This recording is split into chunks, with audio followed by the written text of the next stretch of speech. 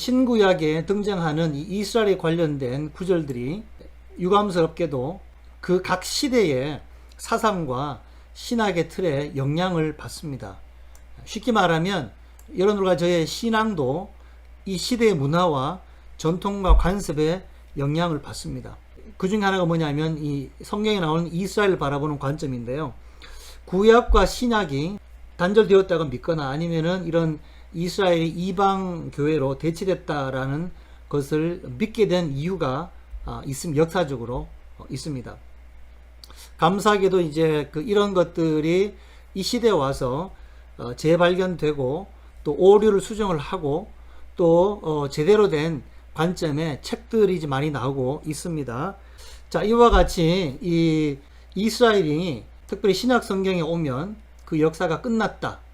이방교회로 대치됐다. 더 이상 이스라엘은 없다. 라고 해서 시작된 게 이 기독교 역사고 동시에 대체신학의 뿌리인데요. 실제적으로 신약에 나오는 구약은 볼 필요 없어요. 왜냐하면 구약은 여러분들 한번 보십시오. 구약의 예언서를 보게 되면은 모든 예언서마다 모든 마지막 챕터에 마지막 예언을 꼭 읽어보십시오. 마지막 부분의 예언을 보게 되면 항상 회복과 또 축복으로 끝납니다. 이스라엘이 구약 성경은요. 구약을 가지고 대지신학을 논할 수 없는 거죠. 근데 신약에 와서 과연 이스라엘이 그러면 살아있느냐 아니면 이스라엘이 종결됐느냐 이것을 분간하는 것은 굉장히 중요합니다. 그래서 이 신약에 와서도 이스라엘 우리가 이걸 열지 않으면 신약성이 제대로 해석이 안 됩니다. 이스라엘이 실상이거든요. 예, 노른자 없이 이 계란 껍질밖에 안 되는 거죠. 그렇게 되니까 많은 잘못된 가르침, 미혹들이 발생한다라고 예수님도 말씀하셨습니다. 마지막 때 미혹이 왜 있느냐? 이스라엘 잃어버리기 때문에 그렇습니다. 이스라엘 대체하면 그 순간 미혹이 들어오게 됩니다. 몇몇 구절 통하여서 직접 한번 살펴보도록 하고 확인하는 시간 되기를 원합니다. 자, 우선은요. 사복음서를 보게 되면 우리 예수님께서 특별히 이스라엘에 대해서 직접 말씀하시는 구절이 나오거든요. 이스라엘의 운명이 어떻게 될 것인가 이런 두드러진 구절이 나옵니다. 그러니까 이런 구절 때문에 대체 사상이 나온 겁니다. 한번 읽어보겠습니다. 마태복음 3장 9절 시작.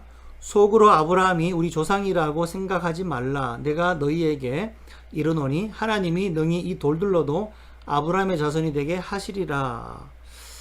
아주 무서운 말씀이었죠. 유대민족을 완전히 멸하실 것 같은 그런 메시지고, 또 8장 11절에도 또 너에게 이르노니 동서로부터 많은 사람이 이르러 아브라함과 이삭과 야곱과 함께 천국에 앉으려니와 그 나라의 본 자손들은 바깥 어두운 데 쫓겨나 거기서 울며 이를 갈게 되리라. 이스라엘 패망한 것처럼 보이죠. 21장에도 그러므로 내가 너에게 이르노니 하나님의 나라를 너희는 빼앗기고 그 나라의 열매 맺는 백성이 받으리라. 그 심판에 대한 경고 앞에서 우리가 이것을 어떻게 봐야 되느냐 하면, 자, 이 구절은 전형적으로 이스라엘은 끝났다, 완전히 버림받았다라고 오해하게 만들었습니다. 다시 한번 강조하지만 예수님은 유대인이었습니다. 히브리어를 썼습니다. 이스라엘에 두 발을 딛고 서 계십니다. 자, 그곳에서 예언을 하는데 그 땅이 멸망받을 것이다. 그 땅이 완전히 언약에서 끊어져 버렸다 라고 과연 예언하셨을까요? 그것은 성급한 판단입니다. 자, 첫 번째로는요, 예수님이 스스로가 유대인으로서 유대민족에 오신 말씀을 성취하러 오신 분이 자기 민족에게 심판과 멸망을 선포하러 오셨을리 만무합니다. 그죠? 하늘나라 복음을 전하오시는 분이 그 땅에 오셔가지고 그냥 오자말자 그죠? 3년 공생이 시작하는데 너희들은 끝났다. 너희는 다시 돌이킬 수 없다. 영원히 패망이다. 라고 만약에 그렇게 하셨다면 더 이상 성경에 쓰여질 필요가 없는 것이죠. 두 번째로 상식적으로 보더라도 이스라엘의 운명에 대한 수천 구절들을 제쳐두고, 사실 구약에는 이스라엘 회복에 대한 말씀, 그 땅에 대한 말씀이 엄청나거든요. 그런데 요 몇 구절을 가지고 이스라엘의 운명을 논하는 것은 무리입니다. 세 번째는 메시아를 거부하는 일부 종교인들을 향해서 질타한 말인 거죠. 종교 지도자들 앞에서 예수님을 인정하지 않는 그들을 향해서 그들이 받을 재앙을 얘기하시는 건데, 그걸 가지고 이스라엘 민족 전체가 버림받았다고 추론하는 것은 너무 논리의 비약입니다. 만약에 이 이스라엘 나라를 완전히 다 버리셨다면, 주님은 그 땅으로 다시 오실 필요가 없었던 거죠. 그죠? 주님 초림도 그 땅으로 하셨는데, 그럼 재림 어디로 하실까? 예수님 재림 어디 할 것 같습니까? 만약 그때 패망해서 버림받았다면, 굉장히 중요한 질문이 됩니다. 그래서 대체 사상 때문에, 그게 깔려있기 때문에 개신교가 예수님의 재림 설교를 못하는 겁니다. 예수님이 예루살렘 가신 동편으로 감람산으로 오신다는 얘기를 못하니까 얼버무린 건 자신이 없는 거예요. 미혹이 뿌려져도 거기에 대해서 아무런 디펜스를 못하는 겁니다. 방어를 못하는 겁니다. 자, 이 본문 말씀은 분명히 이 바리새인들 향하여서, 예수님을 영접하지 않는 지도자를 향해서 말씀을 하시는 겁니다. 그와 동시에 어떻게 합니까? 많은 유대인들이 어린 아이에서부터 또 특별히 여성들, 우리 믿음의 여성들은 끝까지 예수 십자가까지 따라가셨죠.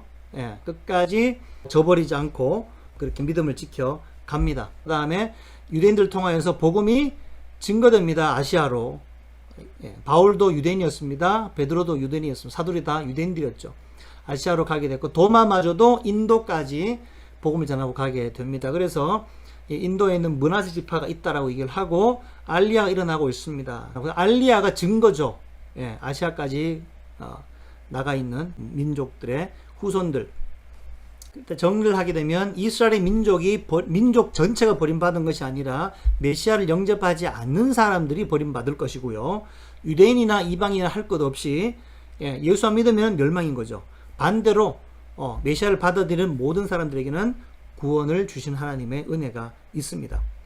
자, 우리 두 번째로 굉장히 유명한 구절입니다. 요한복음 18장 33절에 보면 한번 읽어보겠습니다. 시작. 이에 빌라도가 다시 관장에 들어가 예수를 불러 이르되 너가 유대인의 왕이냐?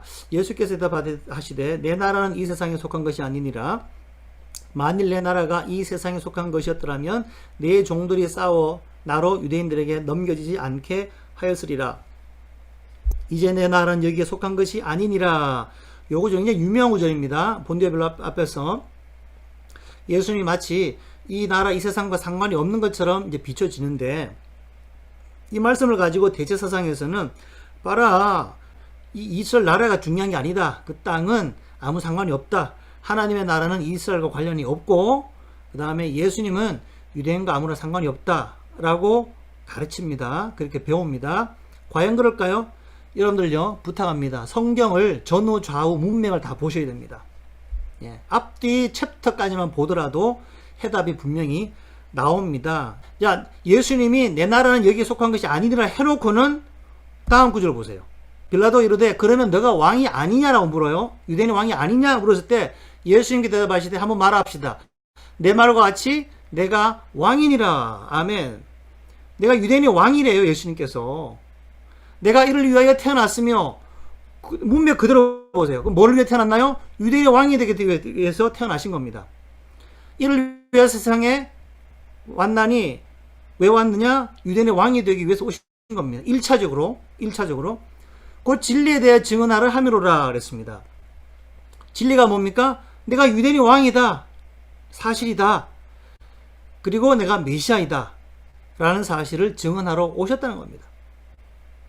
여러분 믿으시면 아멘 하십시오. 예수님은 메시아입니다. 그러면 누구냐? 유대인의 왕이십니다. 유대인의 왕. 그러므로 이것을 배제하게 되면 심각한 오류에 빠지는데, 대제사상은 이걸 얘기하기 싫은 거죠. 자, 이 구절 때문에 하나님 나라와 이스라엘을 무관한 것으로 해석해 왔습니다. 그러나 예수님의 나라가 이 세상에 속하지 않았다는 말입니까? 이 본문에서는 그런 뉘앙스가 아니에요. 그래서 하나님의 나라는 이 세상과 무관하다는 것이 아니라 이 세상에 속하지 않았다는 얘기입니다. 이 말은 뭐냐면 인간의 나라로서, 인간의 생각으로서는 하나님의 나라를 가늠할 수가 없다는 거예요. 영원 불변한, 무궁한 킹덤이라는 거죠. 그 다음에 네가 생각하는 빌라도, 한 인간 생각하는 그 정도의 킹덤이 아니다라는 겁니다. 그럼 만약에 하나님의 나라가 이 땅에 속한 것이라, 이 땅에만 속한 것이라면 내가 빌라도 너에게 머리를 조아려야지. 너가 총독이니까. 그런 거 되거든요. 그건 그런 게 아니라는 얘기예요. 예수님은 아직 임하지 않는 하나님의 나라에 대해서 말씀하시는 거예요. 하늘나라, 그죠? 예, 하늘나라의 왕은 예수님이십니다. 영원한 왕. 그분이 이 땅에 오시게 되면 당연히 이스라엘의 왕이지 않겠습니까? 그 작은 나라 왜 왕을 못 하시겠습니까? 그러므로 마리아가 얘기했잖아요. 마리아 가나 혼인잔치에 가서 물로 포도주 만드실 때 아직 내 때가 이르지 않았다라고 하셨습니다. 그러니까 때가 안 된 거예요. 때가. 무슨 때냐? 예수님이 땅에 재림하셔서 이 땅에 킹덤을 세우시고 예루살렘에서 통치자로 왕으로 나라를 다스릴 때가 아직 아니라는 그런 얘기입니다. 무릇 이 진리에 속한 자는 내 음성을 듣느니라 하셨습니다. 이방인 여러분들, 이 진리에 속한 자가 되시길 바라고 이 음성을 들으십시오. 이 시대에 들어야 될 하나님의 음성입니다. 자, 사도행전에도 보게 되면 대체사상의 그 구절이 나옵니다. 같이 읽어보겠습니다. 바울과 바나바가 담대히 말하 이르되 하나님의 말씀을 마땅히 먼저 너에게 전할 것이로되 너희가 그것을 버리고 영생을 얻기에 합당하지 않은 자로 자처하기로 우리가 이방인에게로 향하노라 라고 하면서 유명한 구절이죠. 이 바울과 바나바가 전도를 했는데 이 복음을 잘 안 받아들여요. 그래서 너희를 버리고 마치 버린 것처럼 생각을 하고 우리 이방인으로 간다 라고 해서 이때부터 이제 사도행전 이후로부터는 이제 이방 교회들이 등장하니까 그때부터 이제 이방인 때가 왔다라고 가르쳤습니다. 근데 그게 왜 틀렸냐면, 자 보세요. 자 13장 43절 그 위에 보게 되면, 그럼 과연 유대인들이 예수를 안 믿었느냐? 아닙니다. 숱하 많은 유대인들이 따릅니다. 보세요. 유대인과 유대교에 입교한 경건한 사람들이 많이 바울과 바나바를 쫓았다라고 나옵니다. 14장 1절에도 이고니온에서 유대회당에서 말할 때 유대와 헬라의 허다한 무리가 믿었다가 나옵니다. A great number of Jews and Gentiles. 유대인과 많은 이방인들이 예수를 믿고 돌아옵니다. 계속적으로 바울을 믿는 유대인들이 있었다는 증거죠. 그죠? 자, 그러므로 바울은 유대인과 이스라엘을 버리고 이방인에게로 간 것이 아닙니다. 오히려 동족 유대인들을 구원하고자 이방인의 사도가 된 것입니다. 로마서 9장 기억하시길 바랍니다. 자, 로마서에도 보면 이제 9장에 보면 이런 말씀이 나옵니다. 아래 구절이 이스라엘 대신에 이방 교회가 택함을 받았다는 증거 구절로 자주 등장합니다. 이걸 한번 찾아보셔야 됩니다. 로마서 9장. 자, 이거는요, 역사에 정말 새로운 제2의 종교개혁이 일어나야 될 그런 때에 살고 있는데, 이 로마서가 역할을 하게 될 것입니다. 예, 로마서 9장 25절 같이 읽어보겠습니다. 호세아에 그래도 이르기를 내가 내 백성 아닌 자를 내 백성이라 사랑치 아니한 자를 사랑한 자라 부르리라. 너희는 내 백성이 아니라 한 그곳에서 저희가 살아계신 하나님의 아들이라 부름을 얻으리라 함과 같으니라 라고 바울이 호세아 글을 직접 인용하는데, 요 구절 가지고, 자 여러분들 보세요. 요 구절을 가만히 보면 내 백성 아닌 자를, 왜냐하면 유대인들이 복음을 안 받아들이니까, 내 백성 아닌 자를 내 백성이라 사랑치 아니한 자를 사랑한 자라 부르리라라고 했기 때문에 내 백성 아니었던 자는 이방인이 아니냐. 그래서 이방인을 다시 부를 것이다. 그 다음에 사랑치 않은 자들은 이방인이니까 이방인들을 부르고 유대인들은 버린 것이다. 내 백성이 아니란 그곳에서 저희가 살아계신 하나님의 아들의 부름을 얻으리라 했으니까, 내 백성이 아니란 곳이니까 미국이고 한국이고 열방이구나 라고 해서 대제사상의 가장 강력한 이 증거 구절이 됩니다. 자, 그런데요, 이 구절이 그 내용이 아닙니다. 정반대입니다. 정반대. 이 본문은, 자, 우리가 항상 이렇게 이제 신약을 보시면 토라나 타나크에 인용 구절이 나오거든요. 누구의 글을 인용할 때는 반드시 글로 가셔가지고 전후 문맥을 보셔야 됩니다. 덮어놓고 요 구절만 딱 따다가 얘기를 하게 되면 코에 코면 코골이, 귀에 길면 귀걸이가 됩니다. 그래서 잘못된 해석을 하게 되는데, 9장 자체가요, 로마서 9장 자체가 하나님이 이스라엘을 선택하였다가 주제입니다. 그래서 하나님이 이스라엘을 선택하였고 결코 버리지 않는다라는 것을 얘기를 하기 위해서 호세아 말씀을 가지고 온 것입니다. 그러면 호세아 2장을 한번 가보시면 나오거든요. 같이 읽어보겠습니다. 시작. 내가 나를 위하여 그를 이 땅에 심고 긍휼히 여김을 받지 못하였던 자를 긍휼히 여기며 내 백성 아니었던 자에게 향하 이르기를 너는 내 백성이라 하리니 그들은 이르기를 주는 내 하나님이시라 하리라 라고 했습니다. 크게 아멘 하실까요? 예, 우리 호세아 이런을 묵상하실 때 이 구절 많이 보셨잖아요. 그러면서 우리가 마음도 뜨거워지고 예, 그 은혜에 눈물도 흘립니다. 그럼 그대로 인용해야 되죠. 그러면 이 로마서에도 바울이 인용한 호세아서 본문은요, 이스라엘을 버린 다음에 이방인으로 대체했다는 내용이 아니라 죄짓고 음행한 여인 예? 고멜처럼 그 호세아를 버리고 방탕하고 도망간다 할지라도 끝까지 찾아가서 그 여인을 회유하고 갖가지 좋은 걸로 선물을 하고 해서 그 마음을 돌이켜서 다시 돌이키겠다라고 하는 본문인 거잖아요. 그러므로 이스라엘의 회복에 대한 말씀인 것입니다. 이게요. 호세아는 하나님께서 이스라엘 민족을 다시 부르시고 그에게 영원한 남편이 되실 것을 말씀하시는 겁니다. 그런 회복의 자리에 자 그래서 로마서 9장은 이 이스라엘과 열방을 같이 이렇게 컨바인을 시키거든요. 하나를 제외하는 게 아닙니다. 그러므로 그 회복, 이스라엘의 회복의 자리에 나와 여러분들을 초대하겠다는 그런 뜻입니다. 그래서 이 호세아 2장에 보게 되면 로암미라고 했던, 로암미가 뭡니까? 암미가 아니다죠. 그죠? 내 백성이 아니란 말이잖아요. 그래서 로암미라고 했던 이스라엘 백성을 내가 한 번은 쳤지만, 채찍을 들고 징계를 했지만, 그가 회개하고 돌이키게 된다면 다시 암미로 불러주겠다. 할렐루야. 다시 내 백성이라고 불러주겠다라고 하나님의 엄청난 인내와 긍휼과 사랑의 표현인 것입니다. 그러면서 한 걸음 더 나가서 뭐라고 합니까? 예? 그러면서 한번 읽어보겠습니다. 호세아 저는 문맥을 보시면 자 그렇게 회복한 다음에 여호와께서 이르시되 그날에 내가 나를 내 남편이라 일컫고 다시는 내 바알이라 일컫지 아니하리라. 할렐루야. 남편 결혼하신대요. 다시 결혼하신대요. 내가 바알들의 이름을 그 입에서 제거하여 다시는 그 이름을 기억하여 부르는 일이 없게 하리라. 바알신을 섬겼죠. 여기 이제 바알은요 주여 뭐 이런 뜻이에요. 마스터. 예. 내 남편, my honey가 아니라 그 honey를 떠나버렸으니까 이 세상에서 전전긍긍하면서 종된 삶, 예, 이 음행을 하고 말이죠. 사랑받지 못한 삶을 사니까 이 세상을 갖다가 그렇게 말하자면 종이 된 신세로 살았다는 얘기입니다. 종. 그런데 어떻게 돼요? 그를 다시 불러 들이셔서 내가 내게 장가들어 영원히 살되 공의와 정의와 은총과 긍휼함으로 내게 장가들며 진실함으로 내게 장가들리니 장가 나오죠? 내가 여호와를 알리라. 아멘. 여호와께서 이르시되 그날에 내가 응답하리라. 나는 하늘에 응답하고 하늘은 땅에 응답하고 땅은 곡식과 포도주와 기름에 응답하고 또 이것들은 이스라엘에 응답하리라. 아멘. 그때가 되면 회복된 때가 되면 보세요. 응답하신다 그러잖아요. 그죠? 곡식 포도주 기름에 넘쳐날게 될 것이다. 이 축복을 약속을 합니다. 내가 나를 위하여 그를 이 땅에 심고 긍휼히 여김을 받지 못하는 자를 나오네요. 긍휼히 여김을 받지 못한 자를 긍휼히 여기면 누굽니까? 이스라엘. 그 내 백성이 아니었던 자에게 향하여 이르기를 너는 내 백성이라 다시 할 것이다. 누굽니까? 이스라엘.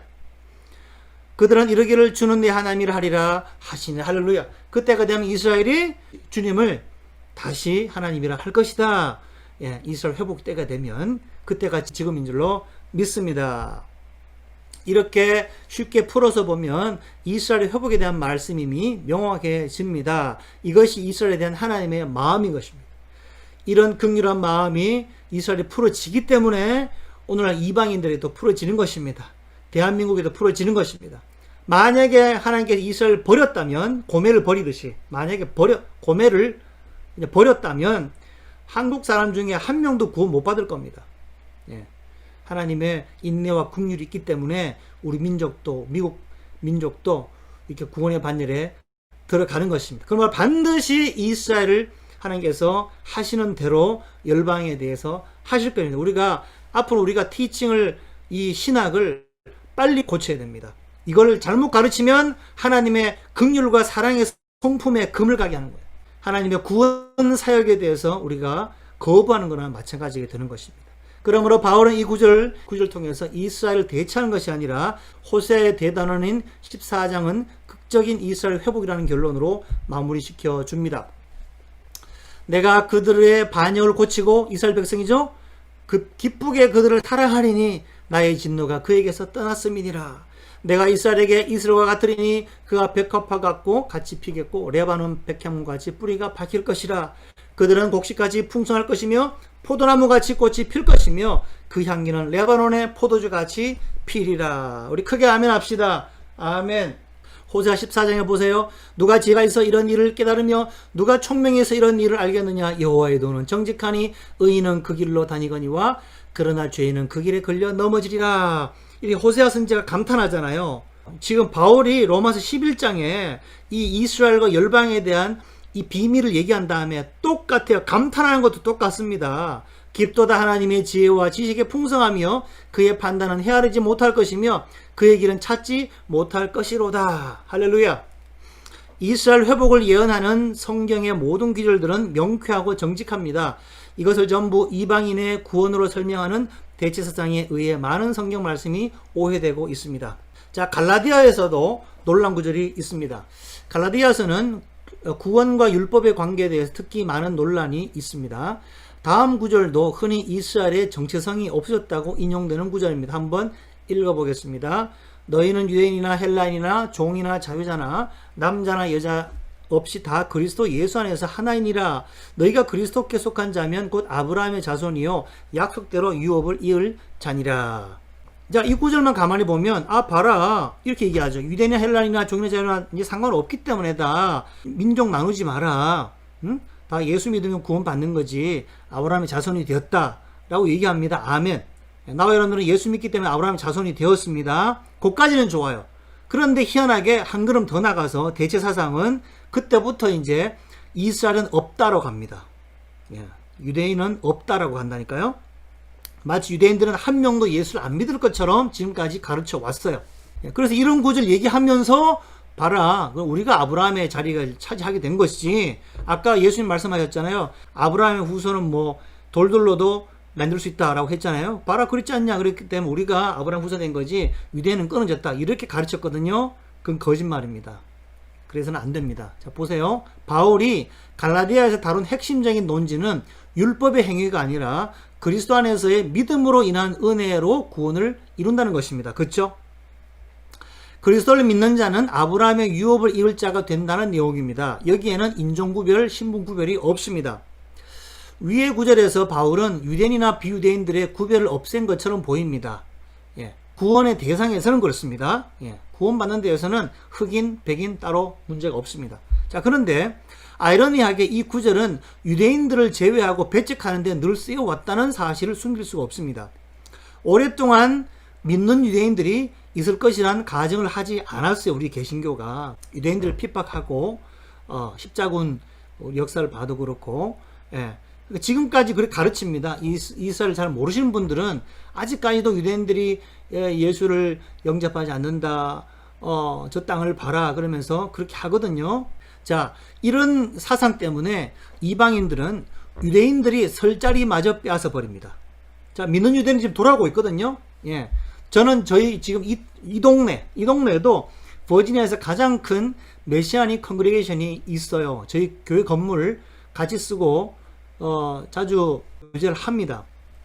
그러니까 그분들은 뭐냐는 거죠. 그분들은 이 시대 남은 자들이 있습니다. 로마서 9장에 나와 있는 대로 이 시대 남은 자들이 있어요. 9장, 10장, 11장에 보면 바알에 무릎 꿇지 않고 짐승에 절하지 않을 자들 요한계시록 12장에 나오고 14장에도 나오죠. 그죠?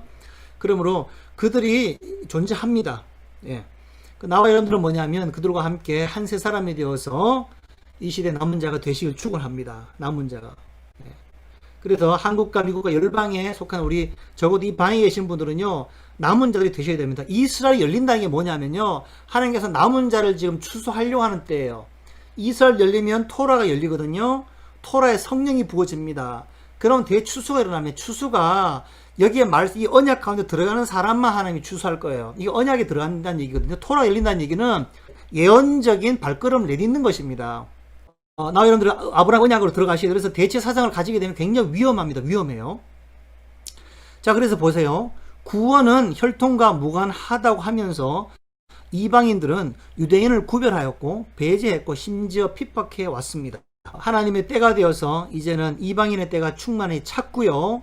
이스라엘로 시간표가 넘어가고 있습니다. 그래서 알리야가 일어나고 있고, 또 한 번 제가 강조합니다. 제가 알리야를 이제 이렇게 도와 보니까 알리야가 시간표거든요. 그래서 앞으로 향후 한 5년 안에 이 인도, 아시아에 있는 유대인들 한 6,500명이 다 돌아갈 예정입니다. 정부에서 허가가 났습니다.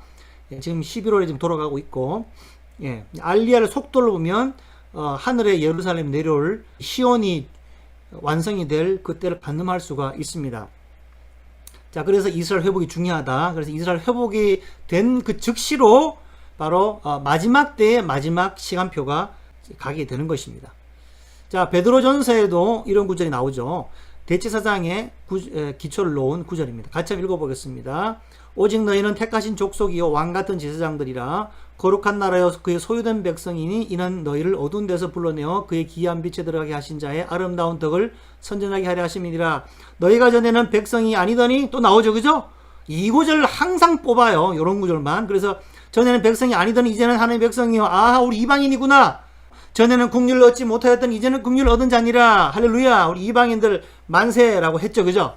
자, 이 구절을 통해서 대제사장은 사도 베드로가 택하신 족속 왕같은 제사장 거룩한 나라 소유된 백성, 즉 이스라엘에게 사용되었던 이 정체성을 이방인들에게 대체했다고 적용시킨 명확한 증거를 드러낸다고 주장합니다. 예, 본문적으로 보면 그래요. 예.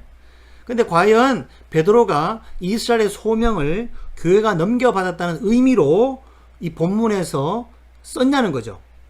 당시 베드로의 입장에서 본문의 전체적인 의미를 밝힌다면 그의 생각은 분명해집니다. 다시 한번 강조합니다. 전후 문맥을 보셔야 되고요. 그 말씀을 인용한 곳을 찾아가 보셔야만 됩니다.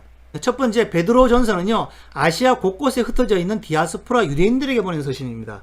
자, 1장 17절에 너희의 나그네로 있을 때 두려움으로 지내라고 당부하죠. 너희가 나그네로 있을 때 두려움으로. 1차적으로는 너희가 누굽니까? 예수 믿는 유대인들이 열방에 흩어져 있잖아요. 여러분 아시듯이 베드로는 유대인의 사도입니다.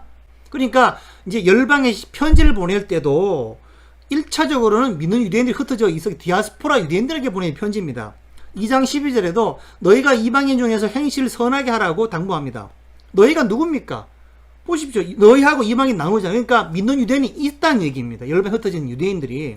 이방인 중에 살더라다 우상 섬기지 말고 그들의 타락한 본성 따라가지 말고 너희들은 토라를 지켜라. 토라대로 말씀을 지키고 예수와를 믿어라라고 하는 당부를 말씀하시는 겁니다. 4장 3절에도 너희가 이방인의 뜻을 쫓아 행한 것이라고 이방인 가운데 너희가 이방인들의 뜻을, 그러니까 이 우려를 했던 거예요. 흩어진 유대인들이 혹시나 그들과 어울릴까봐, 그들의 뜻을 쫓아서 잘못된 길로 갈까봐 우려했던 겁니다. 그래서 믿는 유대인들이 흩어져 있음을 암시하는 구절들이 등장을 합니다. 우리가 잘 아는 대로 베드로는 바울과 달리 유대인들을 위한 복음 전도자였습니다. 따라서 베드로가 여러 지역에 흩어져 살고 있는 유대 그리스도인들에게 그 지역의 이방 문화로부터 자신의 행실을 지키라고 고민하는 것이라고 보는 것이 맞습니다. 자, 두 번째, 자, 베드로의 설교를 들어봅시다. 베드로가 그럼 과연 어떤 이스라엘이 패망했다고 가르쳤는지 한번 봅시다. 사도행전이 중요합니다. 사도행전의 설교가 여러 편이 나오는데, 자, 아브라함에게 주어진 언약을 그대로 인정하고 있습니다. 유대인들로서의 정체성과 그 민족이 선택받은 민족인 것을 계속해서 인지하고 있어요. 베드로는요. 같이 한번 성경 구절 보십시오. 사무엘 때로부터 오므로 말한 모든 선지자도 이때를 가리켜 말하였느니라. 너희는 선지자들의 자손이요 또 하나님의 너희 조상으로 더불어 세우신 언약의 자손이라. 아브라함의 후손이라는 것을 얘기를 하고 있습니다. 아브라함에게 이르시기를 이 땅 위의 모든 족속이 너희 씨를 인하여 복을 받으려 하셨으니 하나님이 그 종을 세워 복 주시려고 너희 유대인에게 먼저 보내사 너희로 하여금 돌이켜 각각 그 악함을 버리게 하셨느니라. 3장에 나옵니다. 그러니까 이 이스라엘에게 주셨던 원래의 소명을 감당하라고 얘기를 하는 거죠. 그죠? 땅 위에 그런 복의 씨가 되라. 그 다음에 이스라엘을 회개케 하사 죄사함을 얻게 하시려고 그를 오른손으로 높이사 임금과 그를 삼으셨느니라. 아멘.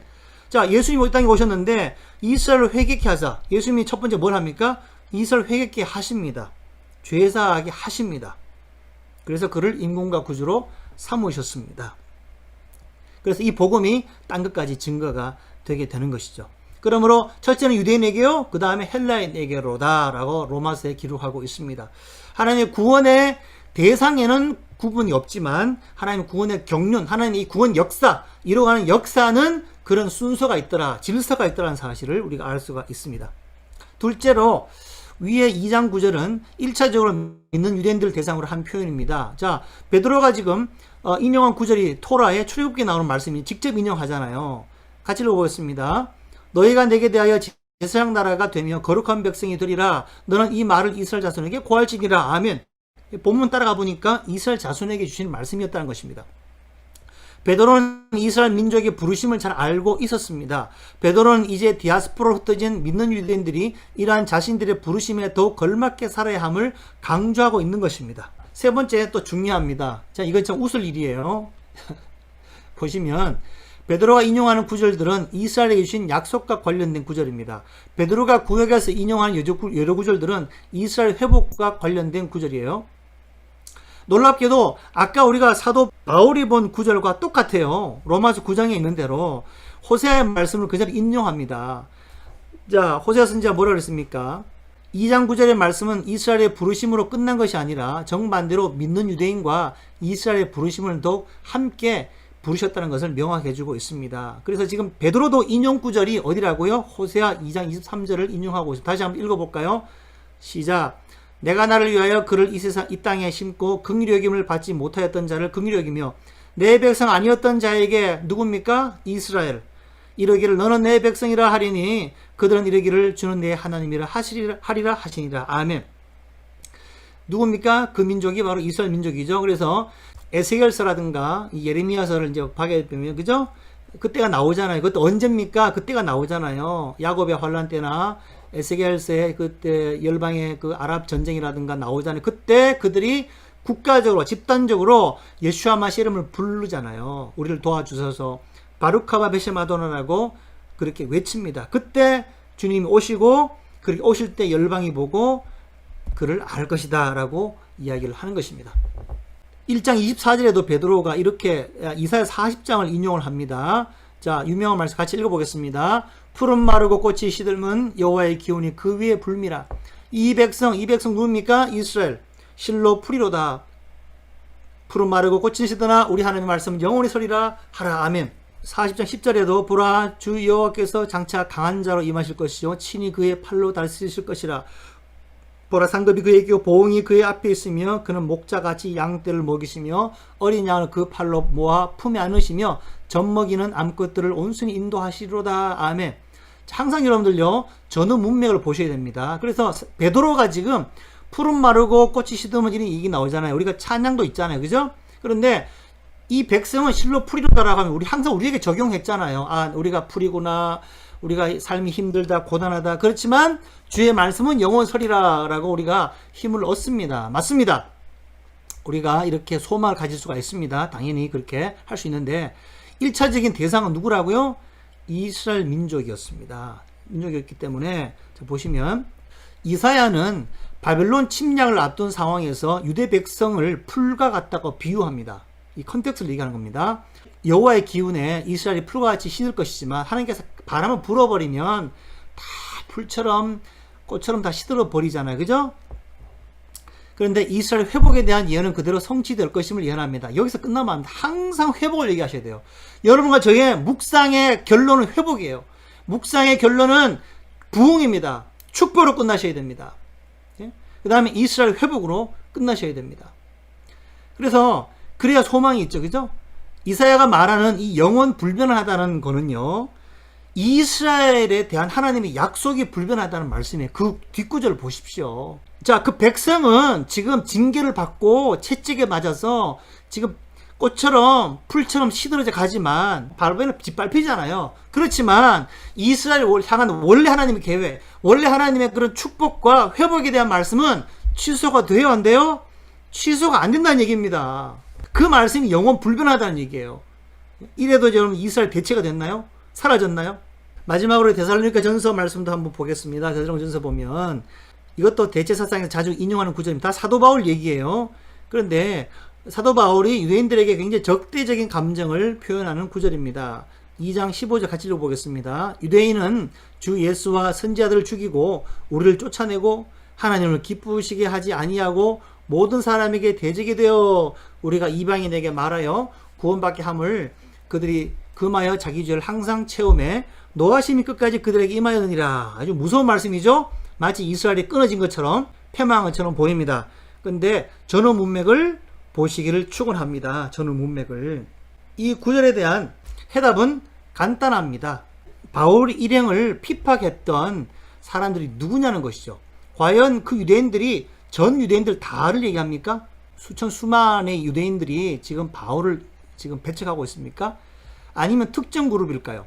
위에 구절을 보면 쉽게 알 수가 있는데, 자, 14절에 나온 유대인들이에요. 형제들아, 너희가 그리스도 예수 안에서 유대에 있는 하나님의 교회들을 본받은 자가 되었으니 저희가 유대인들에게 고난을 받은 것 같이 너희도 너희 나라 사람들에게 동일한 것을 받았느니라.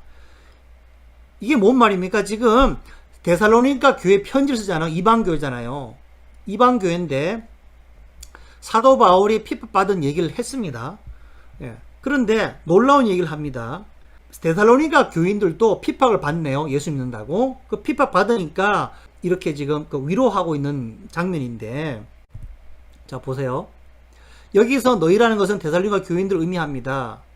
자, 유대인들 중에서 믿는 자들이 없어야 될 거 아니에요. 그죠? 한 명도 없어야 될 거 아니에요. 다 복음을 거절해야 되는데, 놀라운 사실은 지금 데살로니가 교인들이 믿음을 잘 지키고 있잖아요. 믿음을 잘 지키고 있는데 칭찬을 하는데 어디서 모델을 따온지 아세요? 그 모델을? 믿음 좋은 교회 모델을 유대에 있는 하나님의 교회에서 따옵니다, 여러분들. 칭찬하는 교회가 이방에 있는 어느 한국 교회도 아니고 미국 교회도 아니라 유대에 있는 하나님의 교회를 따와서 데살로니가 교회 여러분들 잘하고 계십니다. 축복합니다. 예? 나도 그렇게 핍박을 받았습니다. 하지만 유대에 있는 교회 어떤 교회들은 믿음이 좋아요. 그들은 든든히 서가고 있어요. 소망 중에 주님 재림할 날을 바라보고 있습니다. 그러므로 데살로니가 교회인들이요, 여러분들도 승리하세요. 소망 가지세요. 주님 공중에 나팔 불 때 다시 오십니다. 라고 위로하시는 겁니다. 그 서신입니다. 할렐루야. 그러므로 이 말은 그 유대 지역에 있었던 믿는 교회들이 있었다는 말이고요. 동시에 본을 보일 만큼 훌륭했다는 뜻이 되겠습니다. 즉 유대인들 전체가 바울을 핍박한 것이 아니라 불신 유대인들, 그때도 안 믿는 사람이 있었겠죠. 그죠? 불신 유대인들이 하나님을 믿는 유대인 교회를 핍박했다는 말이고요. 유대인 성도들이 불신자들에게 핍박을 받은 것처럼 지금 바울 자신도 불신 유대인들에게 전도를 방해받고 있다는 얘기고요. 마찬가지로 데살로니가 교회, 데살로니가에도 불신 데살로니가 사람들이 있어서 성도들을 핍박을 했던 것입니다. 그 데살로니가 교회가 유대인 교회를 본받아 인내하고 있음을 칭찬하는 장면입니다. 유대인 전체가 메시아를 부정함으로 버림받았거나 그들의 언약이 끊어지고 이방인들에게로 갔다는 말은 틀린 것입니다. 자, 그래서 말씀을 좀 정리하겠습니다. 예, 이거 외에도 여러 구절들이 있는데 아주 대표적으로 이 이스라엘에 대한 오해에 대한 구절을 살펴봤습니다. 그래서 여러분들 성경 말씀 좀 바로 이제 깨닫고 항상 뭔가를 인용을 하면 타나크로 돌아가서 전후 문맥을 보시기를 바라겠습니다. 그래서 우리의 삶도 주님께서 끝까지 인내하시고 이스라엘을 돌보시고 지키시고 싸매시고 치유하시고 하셨던 것처럼 나와 여러분들 인생도 그래야 소망이 있는 게 아니겠습니까? 하나님 여러분을 결코 버리지 않습니다. 지키실 줄로 믿습니다. 하나님 여러분들 만지시고 붙드시고 싸매시고 보호하시고 끝까지 이 어려운 광야 같은 삶을 통과하게 하시고 승리하게 할 줄로 믿습니다. 아멘.